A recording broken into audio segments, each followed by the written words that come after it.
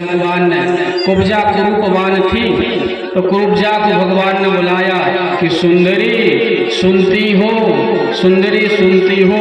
तो कुब्जा ने भगवान की ओर देखा और कहा, वाह रे कन्हैया, संसार तो मेरी हंसी करता ही है, आप भी हंसी करने लगे, आपने ही मेरी हंसी को उड़ाया। भगवान ने कहा कि देखो देवी, जो मैं कहता हूँ वह सत्य होता है।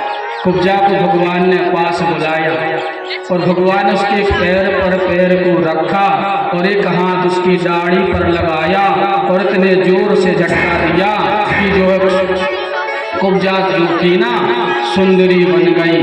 कुब्जा जो 3 जगह से टेढ़ी थी वह सीधी हो गई, स्वरूप बाण बना दिया।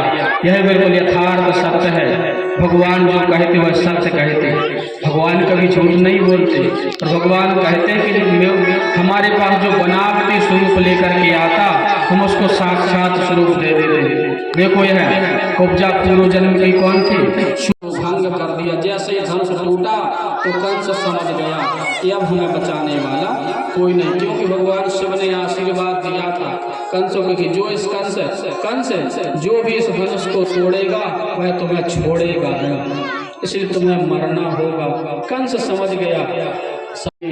भावना जैसी प्रभु मूर्त देखिए तैसी, जैसे जिसका भाव भगवान से रूप में नजर आते। जो संत थे उनको भगवान के रूप में नजर, माता के बालक के रूप में, उसको भगवान काल के रूप में नजर आने लगे। सभा में खड़े हो गए भगवान कृष्ण और बलराम। कंस ने सैनिकों को आदेश दिया, हजारों सैनिक मारने के लिए दौड़ते हैं। कृष्ण बलराम खेल खेल में सबका वध करते जाते। चारों मुष्टिक जैसे पहलवान बैठे हैं, सब के साथ युद्ध में तत्पर परमात्मा जो है चारों मुष्टिक ने भगवान को युद्ध के लिए ललकारा। भगवान ने कह दिया, देखो राजन, हमसे युद्ध नहीं आता, हम तो बालक हैं, हम क्या युद्ध जाने।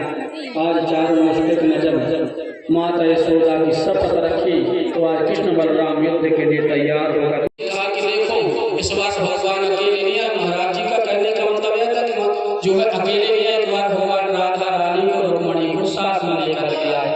अब तो जैसे सेठ ने सुना कि देखो तो महाराज आज तो हमारे पास सबूत है, आज हमारे पास पूरा प्रमाण है कि महाराज जी ने साफ साफ कहा है कि संग नार ले आओ, आज हमारी पत्नी